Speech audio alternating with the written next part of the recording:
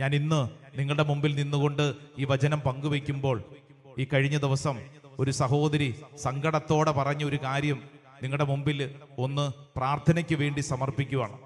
ആ സഹോദരി ഇങ്ങനെയാണ് പറഞ്ഞത്: അച്ഛാ, ഞാനിപ്പോൾ താമസിക്കുന്ന എൻ്റെ കുടുംബത്തിൽ അനേക തരത്തിലുള്ള പ്രശ്നങ്ങളൊക്കെ ഞങ്ങളുടെ കുടുംബത്തിൽ അനുഭവിക്കുന്നുണ്ട്.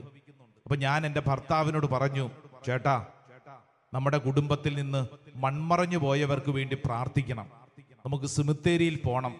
സിമിത്തേരിയിൽ പോയിട്ട് നമ്മുടെ കുടുംബ കല്ലറയൊക്കെ ഉണ്ടല്ലോ, അവിടെ പോയി പ്രത്യേകം പ്രാർത്ഥിക്കണം, ഒപ്പീസൊക്കെ ചെല്ലണം. ഉടനെ തന്നെ എൻ്റെ ഭർത്താവ് എന്നോട് പറഞ്ഞു, മരിച്ചവര് മരിച്ചു, ഇനി അതിൻ്റെ പുറകെ പോകേണ്ട കാര്യമൊന്നുമില്ല. മരിച്ചവര് മരിച്ചു, നീ ഇനി സിമിത്തേരി അവർക്ക് വേണ്ടി ആത്മാവ് ഇങ്ങനെ പറഞ്ഞൊന്നും പോകേണ്ട കാര്യമില്ല, അവർക്ക് വേണ്ടി പ്രാർത്ഥിക്കേണ്ട കാര്യമില്ല. അപ്പൊ ഈ സഹോദരി വിഷമിച്ചു പറയുക, അച്ഛാ, അങ്ങനെയല്ലല്ലോ, ഞങ്ങളുടെ കുടുംബത്തിലെ അവസ്ഥ വളരെ മോശമാണ്. ചില കാര്യങ്ങളിൽ എൻ്റെ ചേട്ടൻ, എൻ്റെ ഭർത്താവിന് ചില ബോധ്യങ്ങൾ കിട്ടിയിട്ടില്ല. അത് വല്ലാത്തൊരു വിഷമമാണ്. കാരണം ഞങ്ങളുടെ കുടുംബത്തിൽ അനുഭവിക്കുന്ന പല പ്രശ്നങ്ങൾക്കും അത് ഇന്നുണ്ടായതല്ല അച്ഛാ. ഞങ്ങൾ താമസിക്കുന്ന വീടും പരിസര പ്രദേശങ്ങളും അത് ഞങ്ങൾക്ക് പൂർവ്വപിതാക്കളിൽ നിന്ന് കിട്ടിയതാണ്. അവിടെ ചില പ്രശ്നങ്ങളുണ്ട്, ഭാരങ്ങളുണ്ട്. അച്ഛാ, എൻ്റെ ഭർത്താവിന് വേണ്ടി പ്രാർത്ഥിക്കണം, അദ്ദേഹത്തിന് ഈ വിഷയത്തെക്കുറിച്ചൊരു ബോധ്യം ലഭിക്കാൻ പ്രാർത്ഥിക്കണം. ഞാനിപ്പോൾ ആ സഹോദരിയുടെ ഒരു സങ്കടം ഈ കൂട്ടായ്മയുടെ മുമ്പിൽ പങ്കുവയ്ക്കുന്നത്, നിങ്ങളുടെ ഉള്ളിലും നിങ്ങളുടെ കുടുംബത്തിലും സമാനമായിട്ടുള്ള ചിലരൊക്കെ ഉണ്ടാവും. ചിലര് പറയും, മരിച്ചവര് മരിച്ചു, ഇനി അവർക്ക് വേണ്ടി പ്രാർത്ഥിക്കേണ്ട കാര്യമൊന്നുമില്ല. മരിച്ചവർക്ക് വേണ്ടി പ്രാർത്ഥിച്ചിട്ട് എന്ത് കിട്ടാനാ? ജീവിച്ചിരിക്കുന്നവർക്ക് വേണ്ടി പ്രാർത്ഥിച്ചാൽ മതി. മരിച്ചവരെ കുറിച്ച് ഇനി ആലോചിക്കേണ്ട കാര്യമില്ല. അവരുടെ ശവസംസ്കാരം കഴിഞ്ഞു, അവർ മണ്ണോട് മണ്ണായിട്ട് തീർന്നിട്ടുണ്ട്, അവരുടെ കാര്യത്തിൽ ഇടപെടേണ്ട കാര്യമില്ല എന്നിങ്ങനെ ചിലരുടെ ഉള്ളിൽ ഒരു തെറ്റിദ്ധാരണയുണ്ടെങ്കിൽ ഈ ശുശ്രൂഷ അവസരത്തിൽ ഒരു ദൈവമകനും ദൈവമകളും അറിഞ്ഞിരിക്കേണ്ട വളരെ പ്രധാനമായിട്ടുള്ള ചില കാര്യങ്ങൾ തിരുവചനത്തിന്റെ വെളിച്ചത്തിൽ നമ്മൾ പഠിക്കുകയാണ്. അതിലേറ്റവും പ്രധാനപ്പെട്ട കാര്യം എന്താണെന്നറിയോ? മരിച്ചവരോടുള്ള നിന്റെ കടമകൾ എന്താണ്? നമ്മുടെ കുടുംബത്തിൽ നിന്നൊക്കെ മരിച്ചു പോയിട്ടുണ്ടല്ലോ പലരും. ആ മരിച്ചവരോടുള്ള നിന്റെ കടമകൾ എന്താണ്? നിശ്ചയമായിട്ടും ഇവിടെ ഈ ശുശ്രൂഷയിൽ പങ്കെടുക്കുന്ന നമ്മുടെ എല്ലാവരുടെയും കുടുംബങ്ങളിൽ നിന്ന് ആരെങ്കിലുമൊക്കെ മരിച്ചിട്ടുണ്ട്. ഈ മരിച്ചവർക്ക് വേണ്ടി പ്രാർത്ഥിക്കണോ?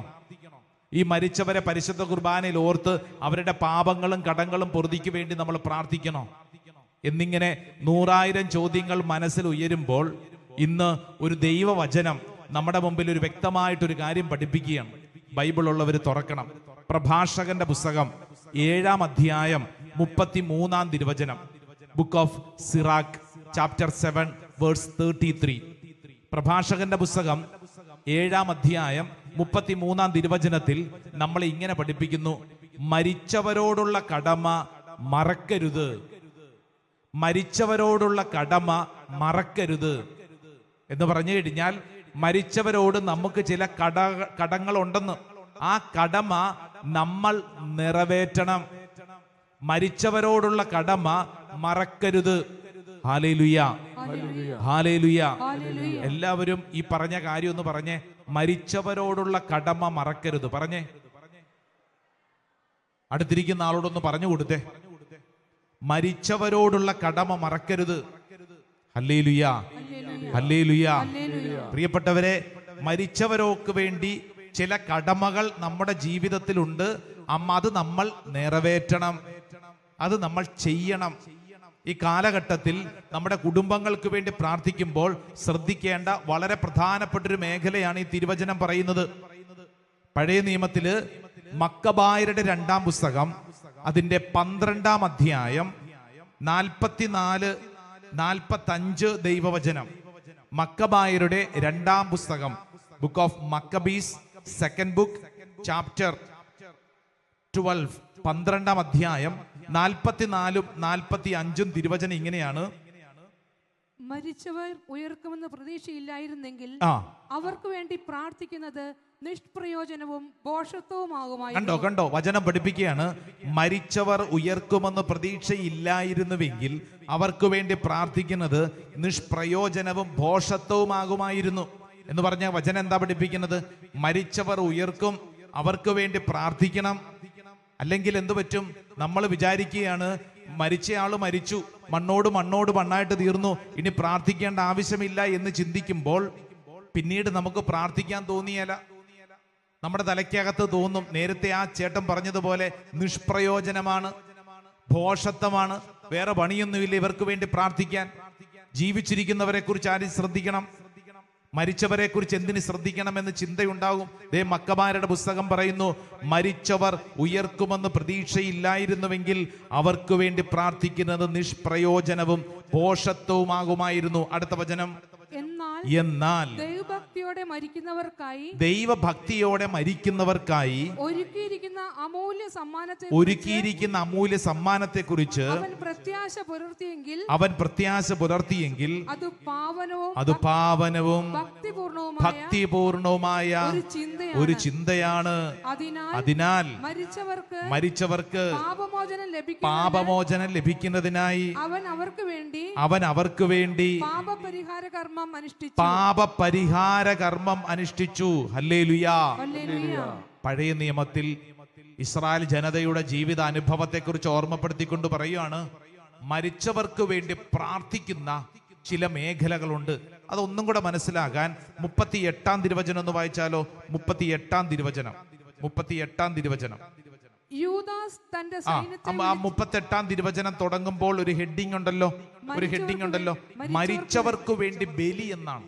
കണ്ടോ, മരിച്ചവർക്ക് വേണ്ടി ബലി എന്ന് പറഞ്ഞു കഴിഞ്ഞാൽ മരിച്ചവർക്ക് വേണ്ടി പ്രാർത്ഥിക്കുന്ന ഒരു പാരമ്പര്യം പഴയ നിയമ കാലഘട്ടം തൊട്ട് ജനതയുടെ ഇടയിലുണ്ട്. ഈ കാലഘട്ടത്തിൽ നമ്മൾ ഓർക്കേണ്ട കാര്യം ഇത് ഇന്നും ഇന്നലെയോ തുടങ്ങിയൊരു കാര്യമൊന്നുമല്ല, മറിച്ച് മരിച്ചുപോയവർക്ക് വേണ്ടി നമ്മൾ നന്നായിട്ട് പ്രാർത്ഥിക്കണം. അതിന് ചില കടമകളുണ്ട്. ആ കടമകൾ നിറവേറ്റിയില്ലെങ്കിൽ അതൊരു കടമായിട്ട് അവിടെ കിടക്കും. പിടികിട്ടുന്നുണ്ടോ? അതായത് ഇപ്പോൾ നമ്മൾ മരിച്ചവർക്ക് വേണ്ടി പ്രാർത്ഥിച്ചില്ലെങ്കിൽ എന്ത് പറ്റും? അതൊരു കടമയാണ്.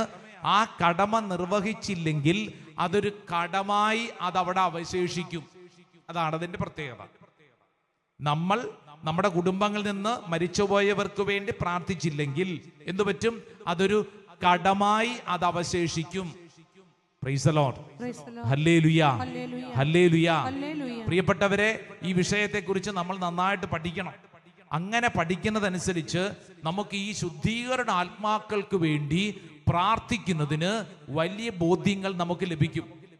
പരിശുദ്ധ കുർബാനയിൽ നമ്മൾ ആവർത്തിച്ച് പ്രാർത്ഥിക്കുന്ന ഒരു കുഞ്ഞു പ്രാർത്ഥനയാണ് പാപങ്ങളും കടങ്ങളും. എന്താണ് വാക്ക്? പാപങ്ങളും കടങ്ങളും. പാപങ്ങളുടെ പൊറുതിക്കായിട്ട്, കടങ്ങളുടെ പൊറുതിക്കായിട്ട് പരിശുദ്ധ കുർബാനയിൽ പ്രാർത്ഥിക്കുമ്പോൾ വളരെ പ്രത്യേകിച്ച് ഈ മേഖലയാണ് പരിശുദ്ധ അൾത്താരയിലേക്ക് സമർപ്പിക്കുന്നത്. പാപങ്ങളും കടങ്ങളും. 38-ാം തിരുവചനം, അല്ലെ 42-ാം തിരുവചനം ഒന്ന് വായിച്ചേ. മക്കബായരുടെ 2-ാം പുസ്തകം 12-ാം അധ്യായം അതിന്റെ 42-ാം തിരുവചനം. 42. ഇവരുടെ ഈ പാപം തുടച്ചു മാറ്റണമെന്ന് യാചിച്ച് അവർ പ്രാർത്ഥനയിൽ മുഴുകി. അടുത്തത്, പാപം നിമിത്തം മരണത്തിനിരയായവർക്ക് സംഭവിച്ചത് എന്തെന്ന് ഒരിക്കൽ കണ്ട ജനത്തോട് പാപത്തിൽ നിന്ന് ഒഴിഞ്ഞു നിൽക്കാൻ വീരപുരുഷനായ യൂദാസ് ഉപദേശിച്ചു. Price the Lord. ഹല്ലേലൂയ. ഒരു യൂദാസിനെ കുറിച്ച് പറയുന്നുണ്ട്. ഈ യൂദാസിന്റെ ഒരു പുസ്തകം തന്നെ ബൈബിളിലുണ്ട്. വായിച്ചിട്ടുണ്ടോ? പുതിയ നിയമത്തില് അവസാനത്തെ പുസ്തകമാണ് വെളിപാട് പുസ്തകം. അതിന് തൊട്ട് മുമ്പ് ഒരു കുഞ്ഞു പുസ്തകം ഉണ്ടല്ലോ. അതാരുടെ പുസ്തകം? അങ്ങനെ പുസ്തകമുണ്ട്. ആരുടെ പുസ്തകം? യൂദാസിന്റെ പുസ്തകം എന്ന് പറയും. ഒന്ന് തുറന്നാലോ? ഒരു കൊച്ചു പുസ്തകമാണ്. അതിൻ്റെ അകത്ത് ഒരു അധ്യായമേ ഉള്ളൂ. വെളിപാട് പുസ്തകത്തിന്റെ തൊട്ട് മുമ്പ് ഒരു കുഞ്ഞു പുസ്തകം. ആ പുസ്തകത്തിൽ യൂദാസിന്റെ പുസ്തകം, അതിന്റെ 25 വചനങ്ങൾ മാത്രമുള്ള ഒരു കുഞ്ഞു പുസ്തകമാണ്. ആ 25 വചനങ്ങളുള്ള പുസ്തകത്തിൽ 23-ാമത്തെ വചനം എന്താണെന്നറിയാവോ? അഗ്നിയിൽ അകപ്പെട്ടവരെ പിടിച്ചു കയറ്റുവിൻ. അതാണ് വചനം. അഗ്നിയിൽ അകപ്പെട്ടവരെ പിടിച്ചു കയറ്റുവിൻ. പറഞ്ഞേ, അഗ്നിയിൽ അകപ്പെട്ടവരെ പിടിച്ചു കയറ്റുവിൻ. അടുത്തിരിക്കുന്ന ആളോട് പറഞ്ഞു കൊടുത്തേ, അതാരാണാവോ ഈ അഗ്നിയിൽ അകപ്പെട്ടവര്? ആരാണാവോ അഗ്നിയിൽ അകപ്പെട്ടവർ? ശുദ്ധീകരണാത്മാക്കൾ. ശുദ്ധീകരണ അഗ്നി എന്നൊക്കെ പറയത്തില്ലേ? അഗ്നിയിൽ അകപ്പെട്ടവരെ പിടിച്ചു കയറ്റുവിൻ. ഈ മരിച്ചവർക്ക് വേണ്ടി പ്രാർത്ഥിക്കുക എന്ന് പറഞ്ഞാൽ ആർക്ക് വേണ്ടി പ്രാർത്ഥിക്കുന്നതാ? പറഞ്ഞേ. ശുദ്ധീകരണ ആത്മാക്കൾക്ക് വേണ്ടി പ്രാർത്ഥിക്കുന്നതാണ്. ഹല്ലേലൂയ. നമുക്കറിയാം, ക്രൈസ്തവ വിശ്വാസം അനുസരിച്ച് ഒരു വ്യക്തി മരിക്കുമ്പോൾ ആ വ്യക്തി ദൈവത്തോടും ദൈവകാര്യങ്ങളോടും ചേർന്ന് മരിച്ചു കഴിഞ്ഞാൽ, ദൈവീക കൃപകളോട് ചേർന്ന് മരിച്ചു കഴിഞ്ഞാൽ ആ വ്യക്തി എങ്ങോട്ടേക്ക് മാറ്റപ്പെടുന്നു? സ്വർഗത്തിലേക്ക് അവകാശിയാവുന്നു. അല്ലേ? ഒരു വ്യക്തി മരിക്കുന്ന സമയത്ത് തന്നെ ഒരു വിധിയുണ്ട്. ആ വിധിയെ വിളിക്കുന്ന പേരാണ് തനത് വിധി. തനത് വിധി. അപ്പൊ തനത് വിധിയുടെ സമയത്ത് ഒരു വ്യക്തിയുടെ ആത്മാവിന് അത് അവകാശമാക്കപ്പെട്ട സ്വർഗമാണെങ്കിൽ സ്വർഗത്തിലേക്ക്, ഇനി ജീവിതകാലം മുഴുവൻ ആ വ്യക്തി ദൈവകാര്യങ്ങൾ നിഷേധിച്ച്, ദൈവത്തോട് ഒരു തരിത് പോലും താല്പര്യമില്ലാതെ, ദൈവസ്നേഹം അനുഭവിക്കാൻ പറ്റാതെ മരിച്ചു കഴിഞ്ഞാൽ ആ വ്യക്തിയുടെ മരണത്തെ നരകത്തിലേക്കാണ് തിരുസഭ നമ്മുടെ മുമ്പിൽ പഠിപ്പിക്കുന്നത്. ഇനി ഈ ശുദ്ധീകരണ സ്ഥലം എന്ന് പറയുന്നത് എന്തിന്റെ പ്രത്യേകതയാണ്? സ്വർഗപ്രവേശനത്തിന് മുമ്പ് ഒരു വ്യക്തി കടന്നു പോകേണ്ട ഒരു ശുദ്ധീകരണ പ്രക്രിയയുണ്ട്. ഉദാഹരണത്തിന് ധ്യാനവും പ്രാർത്ഥനയൊക്കെ ഉണ്ട്, ദൈവകാര്യങ്ങളോട് വിശ്വാസമുണ്ട്, ഇല്ലേ? ഉണ്ടല്ലോ. അതുകൊണ്ടല്ലേ നമ്മൾ ഇവിടെ വന്നിരിക്കുന്നത്.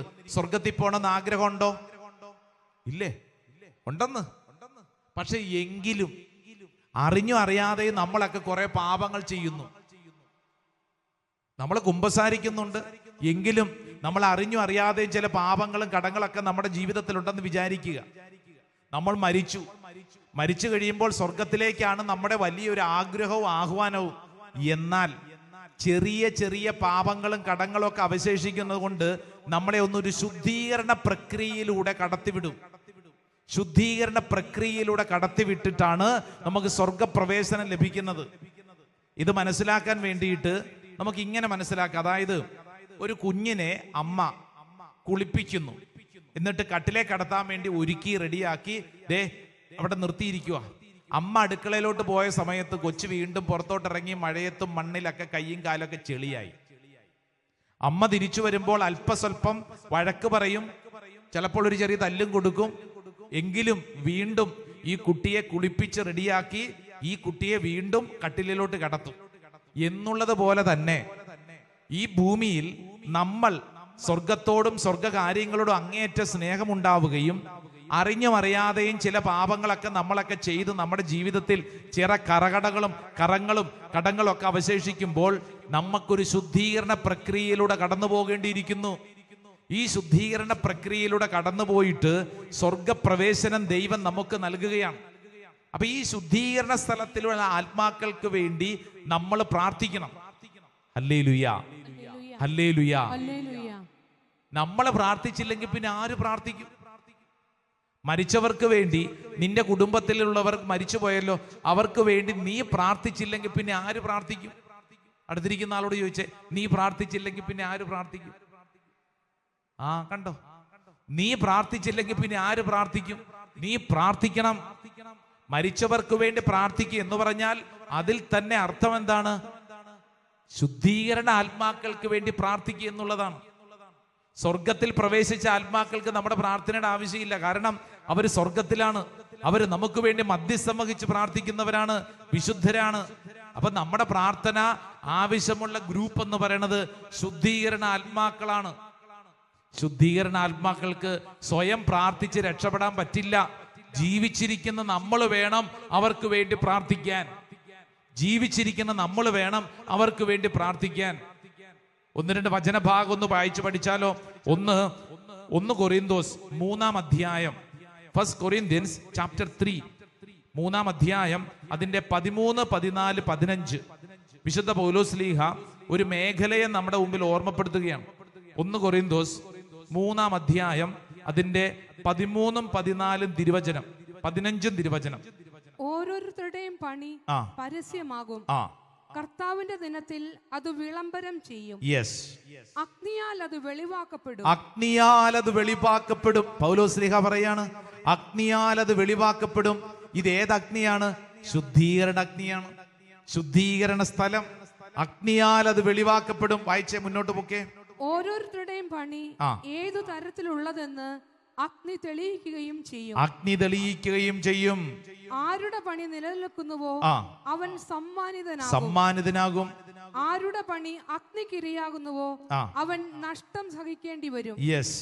എങ്കിലും അഗ്നിയിലൂടെ എന്ന വണ്ണം അവൻ രക്ഷ പ്രാപിക്കും. എങ്കിലും അഗ്നിയിലൂടെ എന്ന വണ്ണം അവൻ രക്ഷ പ്രാപിക്കും എന്ന് പറഞ്ഞു കഴിഞ്ഞാൽ ഈ അഗ്നിയെ തിരുവചനം പലപ്പോഴും ഇതിനെ കൃത്യമായിട്ട് അവതരിപ്പിക്കുന്ന, പ്രത്യേകിച്ച് സഭാപിതാക്കന്മാരൊക്കെ പറയുന്നത് ഈ അഗ്നി എന്ന് പറയുന്നത് ശുദ്ധീകരണ അഗ്നിയാണ്. ഒരു അഗ്നി പ്രക്രിയ നമ്മുടെയൊക്കെ ജീവിതത്തിലും ഉണ്ടത്രേ. Hallelujah, hallelujah. വീണ്ടും മത്തായിയുടെ സുവിശേഷം 5-ാം അധ്യായം 25-ഉം 26-ഉം തിരുവചനം. നമുക്കറിയാവുന്ന ഒരു മേഖലയെ കുറിച്ചാണ് മത്തായി സുവിശേഷകൻ ഇപ്പോൾ നമ്മളെ ഓർമ്മപ്പെടുത്തുന്നത്. പ്രിയപ്പെട്ടവരെ, അവിടെ നമ്മുടെ മുമ്പിൽ അവതരിപ്പിക്കുന്ന ഒരു പ്രധാനപ്പെട്ട കാര്യം നമുക്കറിയാലോ. ഒന്ന് തുറന്നു വായിച്ചാലോ. 5-ാം അധ്യായം 25-26 തിരുവചനം. മരണശേഷം അല്ലെ, മരണശേഷം ഒരു കാരാഗ്രഹം, ശുദ്ധീകരണ സ്ഥലത്തെ കുറിച്ചുള്ള ഒരു ഓർമ്മപ്പെടുത്തലാണ്. വായിക്കാം. 5-ാം അധ്യായം 25-26. നീ പ്രതിയോഗിയോട് വഴുകി വെച്ച് തന്നെ വേഗം രമ്യതപ്പെട്ടുകൊള്ളുക, വേഗം രമ്യതപ്പെട്ടുകൊള്ളുക. അല്ലെങ്കിൽ പ്രതിയോഗി നിന്നെ ന്യായാധിപനും ന്യായാധിപൻ സേവകനും ഏൽപ്പിച്ചു കൊടുക്കും. അങ്ങനെ നീ കാരാഗ്രഹത്തിൽ അടയ്ക്കപ്പെടും. അങ്ങനെ നീ കാരാഗ്രഹത്തിൽ അടയ്ക്കപ്പെടും. പ്രത്യേകമായിട്ട് ദൈവശാസ്ത്രജ്ഞന്മാർ ഈ കാരാഗ്രഹം എന്ന് പറയുന്നതിനെ കൃത്യമായിട്ട് ഈ കാലഘട്ടത്തിൽ മനസ്സിലാക്കുന്നതിന് വേണ്ടി പറയുന്നത് ശുദ്ധീകരണ സ്ഥലം എന്നാണ്. ശുദ്ധീകരണ സ്ഥലം, കാരാഗ്രഹത്തിൽ അടയ്ക്കപ്പെടും. വീണ്ടും വായിക്കാവുന്നത് മത്തായിയുടെ സുവിശേഷം 12-ാം അധ്യായം 32-ാം തിരുവചനം. 12-ാം അധ്യായം അതിന്റെ 32-ാം തിരുവചനം. വരാനിരിക്കുന്ന യുഗം എന്നൊരു വാക്ക് അവിടെ ഉപയോഗിച്ചിട്ടുണ്ട്. 32-ാം തിരുവചനം വായിച്ചാലോ. മനുഷ്യപുത്രനെതിരായി ആരെങ്കിലും ഒരു വാക്ക് പറഞ്ഞാൽ അത് ക്ഷമിക്കപ്പെടും. എന്നാൽ പരിശുദ്ധാത്മാവിനെതിരായി ആരെങ്കിലും സംസാരിച്ചാൽ ഈ യുഗത്തിലോ വരാനിരിക്കുന്ന യുഗത്തിലോ ക്ഷമിക്കപ്പെടുകയില്ല. ഈ യുഗത്തിലും വരാനിരിക്കുന്ന യുഗത്തിലും ക്ഷമിക്കപ്പെടുകയില്ല. കണ്ടോ എന്ന് പറഞ്ഞു കഴിഞ്ഞാൽ ഇതിന്റെ മറ്റൊരു വശം മനസ്സിലാക്കിക്കോണം. ഈ യുഗത്തിലും വരാനിരിക്കുന്ന യുഗത്തിലും ക്ഷമിക്കപ്പെടുന്ന ചില കാര്യങ്ങളുണ്ടെന്ന്. ഈ യുഗത്തിലും വരാനിരിക്കുന്ന യുഗത്തിലും ക്ഷമിക്കപ്പെടുന്ന ചില കാര്യങ്ങൾ. വരാനിരിക്കുന്ന യുഗം എന്ന് പറഞ്ഞു കഴിഞ്ഞാൽ ശുദ്ധീകരണ സ്ഥലത്തെക്കുറിച്ചുള്ള ഒരു ഓർമ്മപ്പെടുത്തലാണ്. എന്റെ പ്രിയപ്പെട്ട സഹോദരങ്ങളെ, ഈ ശുശ്രൂഷ സമയത്ത് എന്റെയും നിന്റെയും വലിയൊരു കടമ എന്താണെന്നറിയാവോ? നമ്മുടെയൊക്കെ കുടുംബങ്ങളിൽ നിന്ന് മൺമറഞ്ഞു പോയവർക്ക് വേണ്ടി നമ്മൾ തീഷ്ണതയോടെ പ്രാർത്ഥിക്കണം. ഇരിക്കുന്ന എല്ലാവരും നിവർന്നിരുന്നേ. 2 കരങ്ങൾ സ്വർഗത്തിലേക്കൊന്ന് ഉയർത്തിപ്പിടിച്ചേ. ദൈവമേ, എൻ്റെ കുടുംബത്തിൽ നിന്ന് മൺമറഞ്ഞു പോയവർക്ക് വേണ്ടി ഈ ശുശ്രൂഷ സമയത്ത് പ്രാർത്ഥിക്കുന്നു. ദൈവമേ, എൻ്റെ പ്രാർത്ഥന കൈക്കൊള്ളണമേ. നമുക്ക് ഒരുമിച്ച് പ്രാർത്ഥിക്കാം. 2 കരങ്ങൾ സ്വർഗത്തിലേക്ക് ഉയർത്തിപ്പിടിച്ചോളൂ, നിവർത്തി ഉയർത്തിപ്പിടിച്ചോളൂ. ദൈവമേ, എൻ്റെ കുടുംബത്തിൽ നിന്ന് മൺമറഞ്ഞു പോയ ആത്മാക്കൾക്ക് നിത്യശാന്തിക്ക് വേണ്ടി പ്രാർത്ഥിക്കുന്നു. ദൈവത്തിൻ്റെ ആത്മാവെ കൈക്കൊള്ളണമേ, ഞങ്ങളുടെ പ്രാർത്ഥനയ്ക്ക് ഉത്തരം കിട്ടണമേ. കരങ്ങൾ ഉയർത്തി ഒരുമിച്ച് ചേർന്ന് നമുക്കൊന്ന് പ്രാർത്ഥിച്ചേ. കൈക്കൊള്ളണമേ. പഠിക്കേ. കൈക്കൊള്ളണമേ ഹൃദയംഗമമാം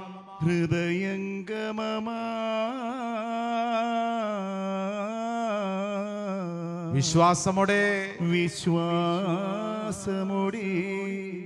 ദാസൻ ചെയ്യും ബലിയന്റെ നാഥ, ബലിയൻ നാഥ, തിരുസന്നിധിയിൽ 2 കരങ്ങൾ സ്വർഗത്തിലേക്ക് ഉയർത്തിപ്പിടിച്ച് പ്രാർത്ഥിക്കുമ്പോൾ നമ്മുടെ എല്ലാവരുടെയും പ്രാർത്ഥന, കർത്താവേ, എൻ്റെ കുടുംബങ്ങളിൽ നിന്ന് മൺമറഞ്ഞു പോയ എൻ്റെ പ്രിയപ്പെട്ടവരെ ഇതാ സമർപ്പിച്ച് പ്രാർത്ഥിക്കുന്നു. അവരുടെ ആത്മാക്കൾക്ക് നിത്യശാന്തിക്ക് വേണ്ടി പ്രാർത്ഥിക്കുന്നു.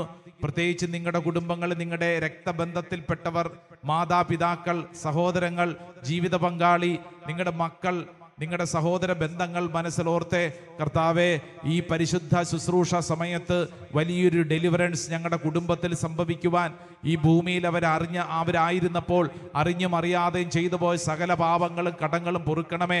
കരങ്ങൾ ഉയർത്തി ഒരിക്കൽ കൂടെ ചേർന്നൊന്ന് പാടിക്കേ. കൈക്കൊള്ളണമേ കർത്താവേ, കൈക്കൊള്ളണമേ.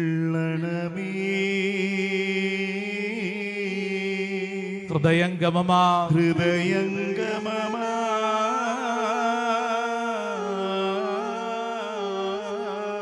വിശ്വാസമോടെ ദാസർ ചെയ്യും ബലിയാണ് നാഥ, ബലിയൻ നാഥ, തിരുസന്നിധിയിൽ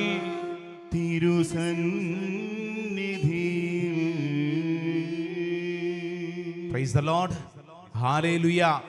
വലതുകരം ഉയർത്തി പറഞ്ഞ ഹല്ലേലൂയ, ഹല്ലേലൂയ. നമ്മുടെ കുടുംബങ്ങളിൽ നിന്ന് മൺമറഞ്ഞു പോയവർക്ക് വേണ്ടി പ്രാർത്ഥിക്കാൻ നമുക്ക് വലിയ ഒരു കടമയുണ്ട്.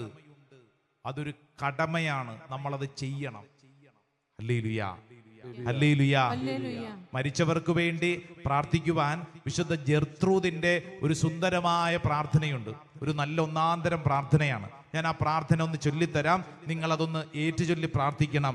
നിത്യപിതാവേ, ഉച്ചത്തിൽ പ്രാർത്ഥിച്ച്, നിത്യപിതാവേ, ഇന്നേ ദിവസം ലോകമാസകലം അർപ്പിക്കപ്പെടുന്ന ദിവ്യബലികളിൽ അങ്ങേക്ക് സമർപ്പിക്കപ്പെടുന്ന അങ്ങേ തിരുക്കുമാരന്റെ തിരുരക്തം ശുദ്ധീകരണ സ്ഥലത്തെ സകല ആത്മാക്കൾക്കും ലോകത്തിലെ എല്ലാ പാപികൾക്കും സാർവത്രിക സഭയിലെയും എന്റെ കുടുംബത്തിലെയും പാപികൾക്ക് വേണ്ടിയും ഞാൻ കാഴ്ചവെച്ചുകൊള്ളുന്നു.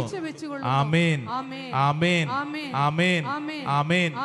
പ്രിയപ്പെട്ടവരെ, ഇപ്രകാരം മരിച്ചുപോയവർക്ക് വേണ്ടി പ്രാർത്ഥിക്കാൻ കത്തോലിക്ക തിരുസഭയിൽ അനേക പ്രാർത്ഥനകൾ നമുക്ക് സമ്മാനിക്കപ്പെട്ടിട്ടുണ്ട്. കുടുംബങ്ങളിലൊക്കെ കുരിശു വരച്ച് പ്രാർത്ഥന ശുശ്രൂഷയിൽ പങ്കെടുക്കുമ്പോൾ വീട്ടിലെ സായാഹ്ന പ്രാർത്ഥനയിൽ പ്രാർത്ഥിക്കേണ്ട ഒരു പ്രാർത്ഥനയുണ്ടല്ലോ. അതേത് പ്രാർത്ഥനയാ? മരിച്ച വിശ്വാസികളുടെ ആത്മാക്കൾക്ക് തമ്പുരാന്റെ മനോഗുണത്താൽ മോക്ഷത്തിൽ ചേരുവാൻ ഇടയാക്കണമേ. എന്തിനാ അങ്ങനെ പ്രാർത്ഥിക്കണേ? നമ്മുടെ കുടുംബങ്ങളിൽ നിന്ന് മൺമറഞ്ഞു പോയവർ ഈ ഭൂമിയിൽ അറിഞ്ഞും അറിയാതെയും ഏതെങ്കിലും പാപങ്ങളും കടങ്ങളും വരുത്തി വെച്ചിട്ടുണ്ടെങ്കിൽ ആ മേഖലയിൽ ഒരു ശുദ്ധീകരണത്തിന് വേണ്ടി നമ്മൾ കുടുംബങ്ങളിൽ നിന്ന് മൺമറഞ്ഞു പോയവരുടെ പേരുകൾ പറഞ്ഞ് നമ്മൾ കുടുംബത്തിൽ പ്രാർത്ഥിക്കണം.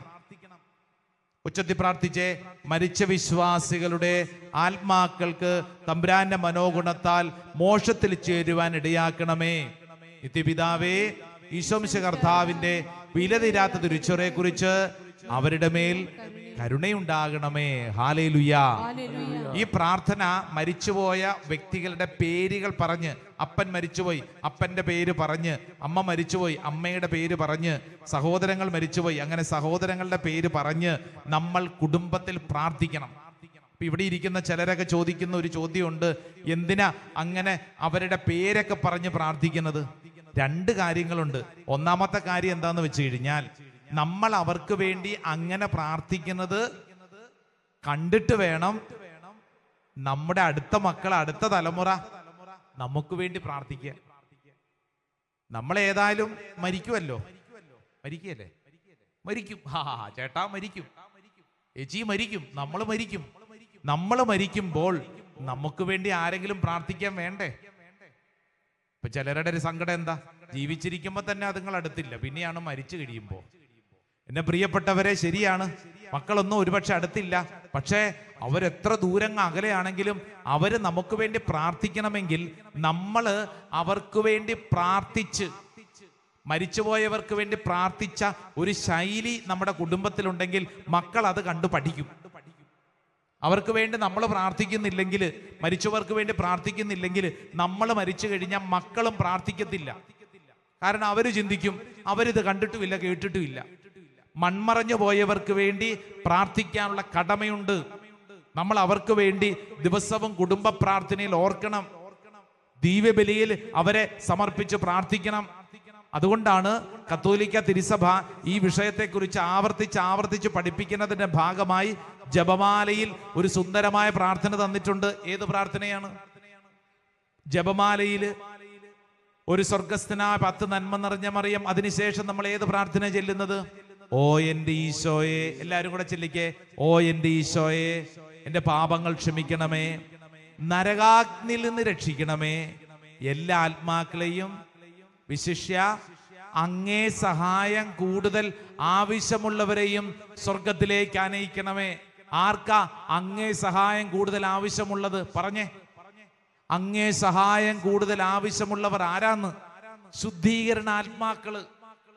അതുകൊണ്ടാണ് ആ ജപമാല പ്രാർത്ഥനയിൽ നമ്മൾ ആവർത്തിച്ച് പ്രാർത്ഥിക്കുമ്പോൾ നമ്മൾ വിശ്വസിക്കുകയാണ്, എൻ്റെ കുടുംബത്തിൽ നിന്ന് എൻ്റെ പ്രിയപ്പെട്ടവര്, ഇങ്ങനെ മരിച്ചവര്, അങ്ങനെ മരിച്ചവര്, അവർക്ക് വേണ്ടി ഞാൻ പ്രാർത്ഥിക്കുന്നു.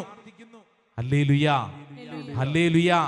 ഇനി ചിലരുടെ ഉള്ളിലുള്ള ഒരു ചിന്ത, ചിലർക്കൊക്കെ വേണ്ടി പ്രാർത്ഥിച്ചിട്ട് കാര്യമുണ്ടോ അച്ഛാ? ആത്മഹത്യ ചെയ്ത വ്യക്തിക്ക് വേണ്ടി പ്രാർത്ഥിച്ചിട്ട് കാര്യമുണ്ടോ? കൊലപാതകം, അപകട മരണം, ദുരൂഹ സാഹചര്യത്തിൽ മരിച്ചവർ, ഇങ്ങനെയുള്ളവർക്ക് വേണ്ടി പ്രാർത്ഥിച്ചിട്ട് കാര്യമുണ്ടോ? എൻ്റെ പ്രിയപ്പെട്ട സഹോദരങ്ങളെ, അവരുടെ മരണത്തിന്റെ അവസാന നിമിഷം എങ്ങനെയായിരുന്നുവെന്ന് നമുക്കറിയാവോ? അറിഞ്ഞുകൂടാ. ഉദാഹരണത്തിന്, ആത്മഹത്യ ചെയ്യുന്ന വ്യക്തി, അദ്ദേഹത്തിന്റെ തലയ്ക്കകത്ത് കടന്നു വരുന്ന ഒരു പൈശാചിക പീഡയുടെ ഭാഗമായിട്ടാണ് ഈ ആത്മഹത്യ. പക്ഷേ ആ മരണത്തിന്റെ അവസാന നിമിഷം അങ്ങനെ ഒരു പ്രവൃത്തി ചെയ്യാൻ ആഗ്രഹിച്ചെങ്കിലും അതിന്റെ അവസാന നിമിഷം അയാളുടെ ഉള്ളിൽ ഈശോയെന്ന് വിളിച്ചിട്ടാണ് മരിച്ചതെന്ന് നമുക്കറിയാവോ? അറിഞ്ഞുകൂടാ. ഒരു കൊലപാതകം നടക്കുമ്പോൾ ആ വ്യക്തിയുടെ ഉള്ളിൽ ഏതെങ്കിലും അവസാനത്തെ ഒരു നിമിഷം യേശോയെന്ന് വിളിച്ചിട്ടുണ്ടോ നമുക്ക് അറിഞ്ഞുകൂടാ. എന്ന് പറഞ്ഞാൽ ആരെയും നമ്മൾ വിധിക്കണ്ട. ഇവൻ നരകത്തിൽ പോകും, അങ്ങനെ പറയരുത്. അങ്ങനെ പറയാൻ നമുക്ക് അവകാശമില്ല. കാരണം സർവശക്തനായ ദൈവമാണ് സ്വർഗവും നരകവും ഒരു വ്യക്തിക്ക് വേണ്ടി മാറ്റിവെച്ചിരിക്കുന്നത്. നമ്മൾ ആരുമല്ലല്ലോ. നമ്മൾ എങ്ങനെ വിധിക്കും? നീ നരകത്തിലേ പോവുള്ളൂ. വീട്ടിലൊക്കെ ഇടയ്ക്കിടയ്ക്ക് ചിലക്ക് ഭാഷ അങ്ങനെയുണ്ടല്ലോ അല്ലേ, നീ നരകത്തിലേ പോവുള്ളൂ. അങ്ങനത്തെ ഭാഷ വേണ്ട. നമ്മൾ ആരാ നിശ്ചയിക്കാനായിട്ട് നീ നരകത്തിലേ പോവുള്ളെന്ന്? കഴിഞ്ഞ നാളിൽ പ്രാർത്ഥനക്കാരിയുടെ ഒരു മകൻ, പ്രാർത്ഥനക്കാരിയാണ് ചേച്ചി, കുടുംബനാഥ, മകൻ പള്ളിയിലില്ല, പ്രാർത്ഥനയില്ല. അപ്പൊ ഈ ചേച്ചി പറഞ്ഞിട്ട് ഞാൻ ഇവനെ ഒന്ന് സംസാരിച്ചു. അച്ഛാ, അവനെ അച്ഛൻ ഉപദേശിക്കണം, അച്ഛൻ അവനെ ശരിയാക്കണം. അപ്പൊ ഞാൻ ഇവനോട് സംസാരിച്ചു, എടാ നീ എന്താ പള്ളി വരാത്തത്? നീ എന്താ ധ്യാന കേന്ദ്രത്തിൽ വരാത്തത്? പണ്ട് നീ പള്ളി വന്നുകൊണ്ടിരുന്നതാണല്ലോ, പണ്ട് നീ ഓൾട്ടർ ബോയ് ആയിരുന്നല്ലോ. വേണ്ട അച്ഛാ, ആ പണി എനിക്ക് വേണ്ട. ഞാൻ ചോദിച്ചു, അതെന്താ? അച്ഛാ, അമ്മ വരുന്നുണ്ടല്ലോ, അത് മതി അച്ഛാ. ഞാൻ പറഞ്ഞു, പോരടാ എൻ്റെ അച്ഛാ. അച്ഛൻ അറിയോ, അമ്മ പ്രാർത്ഥന കഴിഞ്ഞിട്ട് വീട്ടിൽ വന്നു കഴിഞ്ഞാൽ എന്നോടും എൻ്റെ അപ്പനോടും അമ്മ പറയുന്ന ഒറ്റ കാര്യമുള്ളൂ, നിങ്ങളൊക്കെ നശിച്ച് നരകത്തിൽ പോ, ഞാൻ മാത്രം സ്വർഗത്തിൽ പോ. നിങ്ങളൊക്കെ നശിച്ച് നരകത്തിൽ പോ, ഞാൻ മാത്രം സ്വർഗത്തിൽ പോ. എൻ്റെ അച്ഛാ, എൻ്റെ അമ്മ പോകുന്ന സ്വർഗത്തിൽ എനിക്ക് വരാൻ താല്പര്യമില്ല. എൻ്റെ അമ്മ വരുന്ന സ്വർഗത്തിൽ എനിക്ക് വരാൻ താല്പര്യമില്ല അച്ഛാ, അതുകൊണ്ട് എന്നെ ക്ഷണിക്കണ്ട. എങ്ങനെയുണ്ട്? നമ്മൾ ആരാണ് സ്വർഗവും നരകവും നിശ്ചയിക്കാൻ? നമ്മൾ ആരെ എങ്ങനെയാണ് വിധിച്ചു മാറ്റി നിർത്തുന്നത്? നമ്മുടെ കടമ എന്ന് പറഞ്ഞാൽ പ്രാർത്ഥന, വേറെ ഒന്നുമില്ല. ആരെയും നമ്മൾ വിധിക്കണ്ട. നമ്മുടെ പ്രാർത്ഥന, ആ പ്രാർത്ഥന കൊണ്ട് വേണം ശുദ്ധീകരണ സ്ഥലത്തിലെ ആത്മാക്കൾക്ക് സ്വർഗ സൗഭാഗ്യം ലഭിക്കാൻ. ഹല്ലേലൂയാ, ഹല്ലേലൂയാ. എത്ര കാലം പ്രാർത്ഥിക്കണമെന്നൊരു ചോദ്യമുണ്ട്. എന്താ ഉത്തരം? നിന്റെ മരണം വരെ നീ പ്രാർത്ഥിക്കണം. അതേന്ന്, നിന്റെ മരണം വരെ നീ പ്രാർത്ഥിക്കണം.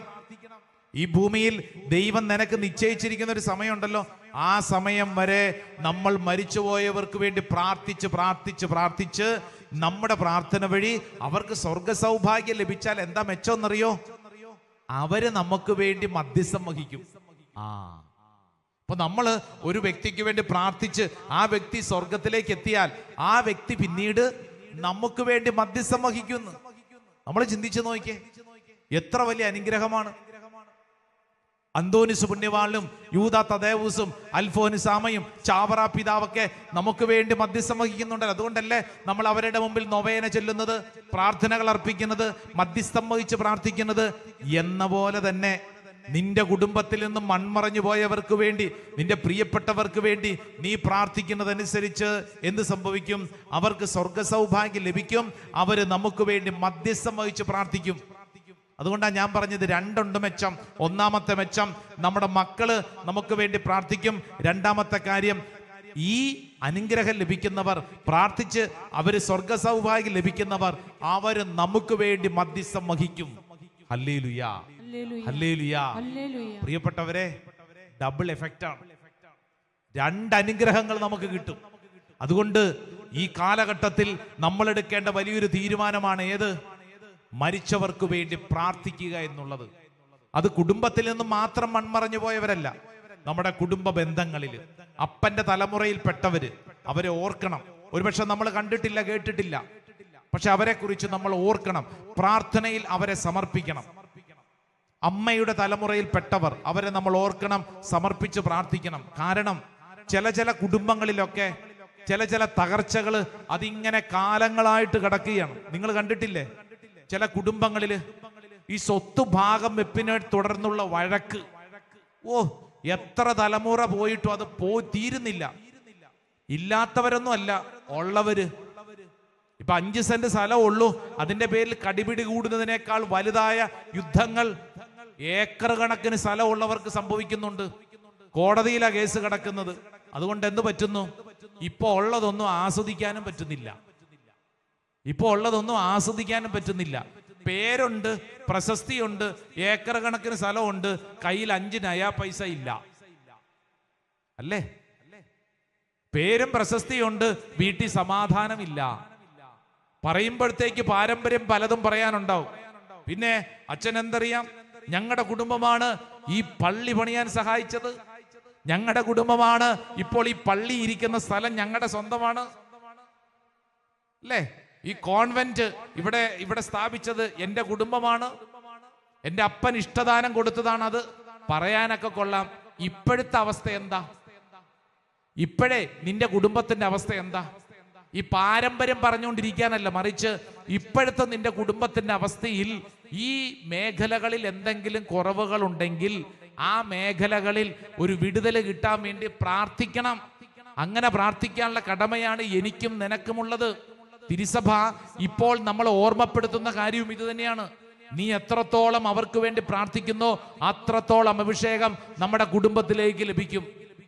ഇങ്ങനെയൊക്കെ പ്രാർത്ഥിക്കണമെങ്കിലേ മരണമുണ്ടെന്നും സ്വർഗം നരകമുണ്ടെന്നും തനത് വിധി പൊതുവിധി ഉണ്ടെന്നും വിശ്വാസപരമായ കാര്യങ്ങളെക്കുറിച്ചൊരു ബോധ്യമുണ്ടെങ്കിൽ മാത്രമേ ഇങ്ങനെ പ്രാർത്ഥിക്കാൻ പറ്റൂ. ഇല്ലെങ്കിൽ എന്തു പറ്റും?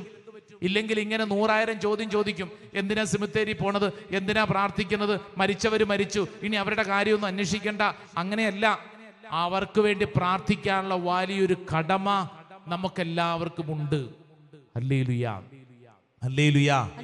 ഇനി ശ്രദ്ധിച്ചേ, മരിച്ചവർക്ക് വേണ്ടി പ്രാർത്ഥിക്കുക എന്നുള്ളത് നമ്മുടെ ഔദാര്യമല്ല, അത് നമ്മുടെ കടമയാണ്. അടുത്തിരിക്കുന്ന ആളോട് പറഞ്ഞേ, മരിച്ചവർക്ക് വേണ്ടി പ്രാർത്ഥിക്കുക എന്നുള്ളത് നിന്റെ കടമയാണ്. കടമ നിന്റെ റെസ്പോൺസിബിലിറ്റിയാണ്, നിന്റെ ഉത്തരവാദിത്തമാണ്. അല്ലാതെ അത് നിന്റെ ഔദാര്യത്തിന്റെ ഭാഗം അല്ലെന്ന്, നിന്റെ കടമയാണ്. നീ അത് ചെയ്തേ പറ്റൂ. Price the Lord, hallelujah. കാരണം എന്താണെന്നറിയോ? ഇങ്ങോട്ട് ശ്രദ്ധിച്ചേ. ഇന്ന് നിങ്ങൾ ജീവിക്കുന്ന വീട്, അല്ലേ, നിങ്ങൾക്ക് പാരമ്പര്യമായിട്ട് സ്വത്ത് കിട്ടിയവരുണ്ട്. പാരമ്പര്യമായിട്ട് സ്വത്ത് കിട്ടിയവരൊന്ന് കൈപൊക്കിക്കേ.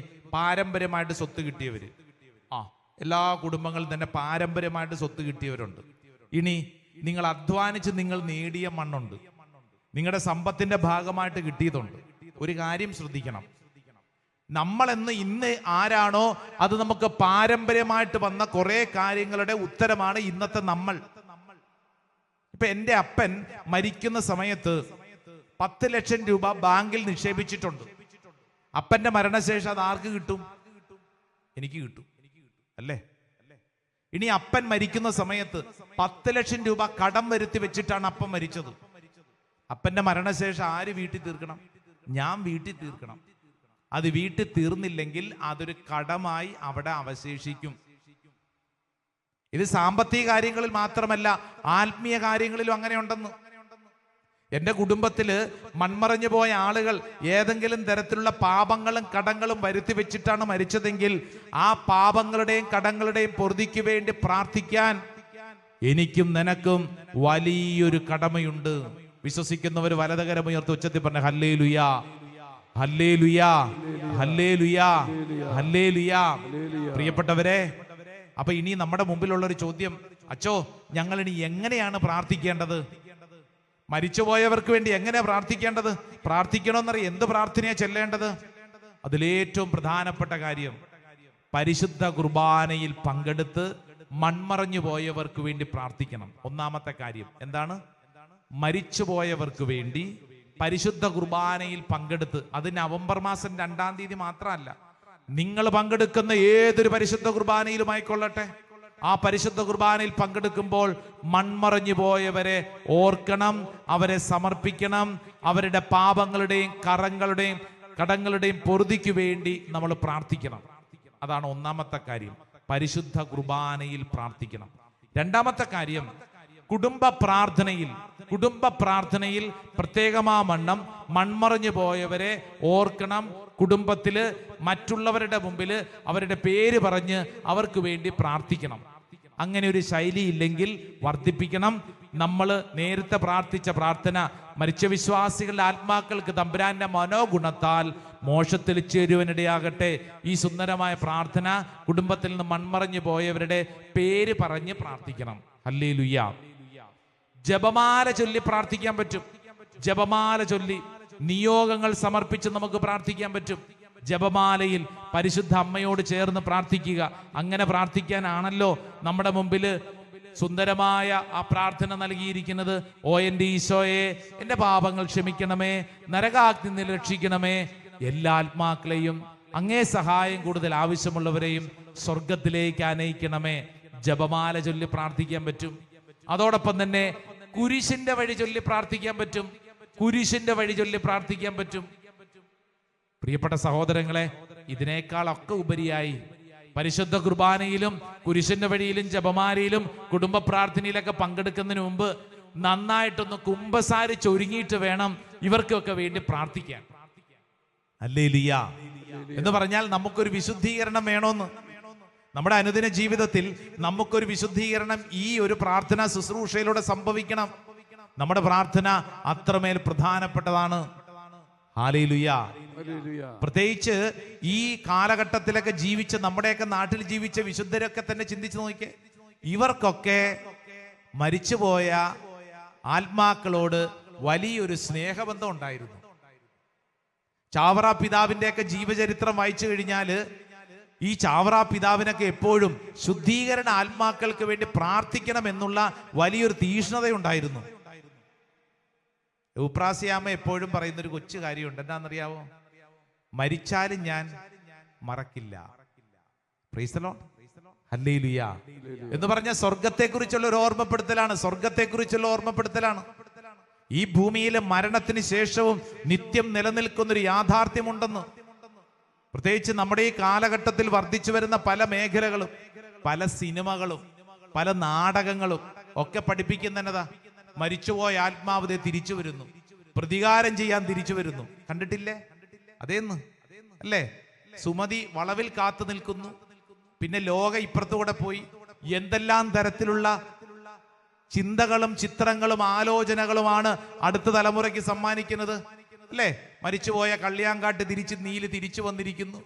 പ്രതികാരദാഹിയായി അല്ലെ അലഞ്ഞു നടക്കുന്ന ആത്മാക്കളൊക്കെ ഉണ്ടെന്ന് നമ്മുടെ മക്കള് സിനിമയിലും സീരിയലിലും നാടകത്തിലുമൊക്കെ കണ്ട് ചിന്തിക്കുമ്പോൾ ഈ മക്കൾക്ക് നമ്മൾ പറഞ്ഞു കൊടുക്കേണ്ട കാര്യം എന്താ?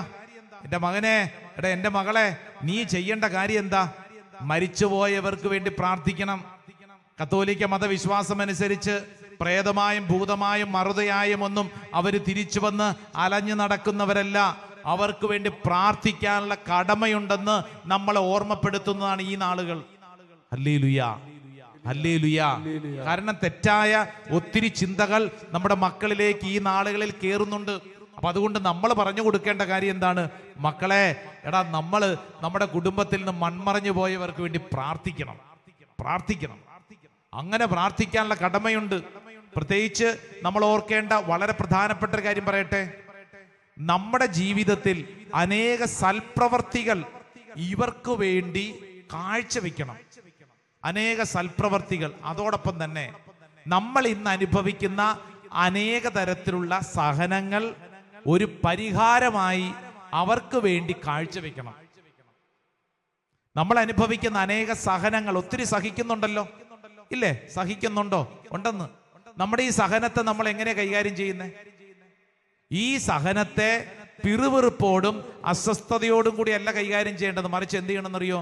സഹനത്തെ ഒരു മധ്യസ്ഥ പ്രാർത്ഥനയായി, മൺമറഞ്ഞു പോയവർക്ക് വേണ്ടി ഒരു പരിഹാര ബലിയായി കാഴ്ചവെക്കണം. ഉദാഹരണത്തിന്, നിങ്ങളുടെ കാല് വയ്യ, വേദന. ഇപ്പൊ എന്ത് ചെയ്യണം? ഈ കാല് വേദന നമ്മൾ മൺമറഞ്ഞു പോയ ഇന്നയാൾക്ക് വേണ്ടി കാഴ്ചവെക്കുന്നു. നിനക്ക് ശക്തമായ തലവേദന, ഈ തലവേദന ഇന്ന നിയോഗത്തിന് വേണ്ടി കാഴ്ചവെക്കുന്നു. നിന്റെ വീട്ടിൽ വളരെ വലിയൊരു മാനസിക സമ്മർദ്ദം, അസ്വസ്ഥത. കർത്താവെ, ഇത് ഇന്ന വിഷയത്തിന് വേണ്ടി, ഇന്ന വ്യക്തിക്ക് വേണ്ടി കാഴ്ചവെക്കുന്നു. അങ്ങനെ കാഴ്ചവെക്കുന്നതനുസരിച്ച് ആ വിഷയത്തിൽ വലിയ ശക്തമായ ഒരു അനുഗ്രഹം കിട്ടും. വർഷങ്ങൾക്ക് മുമ്പ് ഓസ്ട്രിയയിൽ ജീവിച്ചിരുന്ന ഒരു സ്ത്രീയാണ് മരിയ സിമ്മ എന്ന് പറയും. മരിയ സിമ്മ ഈ സഹോദരി 1915 മുതൽ 2004 വരെ ജീവിച്ചിരുന്ന സ്ത്രീയാണ്. ഈ സ്ത്രീയെ കുറിച്ച് ഇപ്രകാരം എഴുതപ്പെട്ടിട്ടുണ്ട്, ഞാൻ അതൊന്ന് വായിക്കാം. ശരീരത്തിലും മനസ്സിലും വലിയ സഹനങ്ങൾ ഉണ്ടാകുമ്പോൾ അത് തനിക്ക് തീരെ സഹിക്കാൻ കഴിയില്ല എന്ന് തോന്നുമ്പോൾ അവയെ ഞാൻ ആത്മാക്കളുടെ രക്ഷയ്ക്കായി കാഴ്ചവെക്കുന്നു എന്ന് പറഞ്ഞ് ദൈവത്തോട് പ്രാർത്ഥിക്കുക.